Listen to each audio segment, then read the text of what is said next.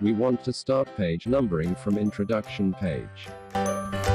Click on Layout tab. Click Breaks and select Next Page from menu.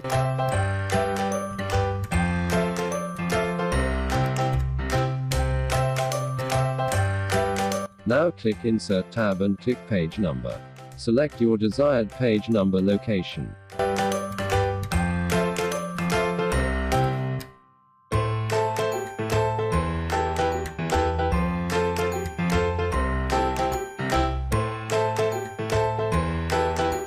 Now click again on Page Number and select Format Page Number. Check the Start at Radio button and make the value to 1, which is by default.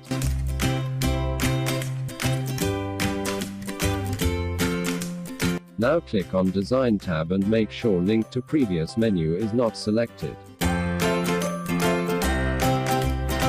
Now just scroll up and select one of the page number and hit Delete on the keyboard.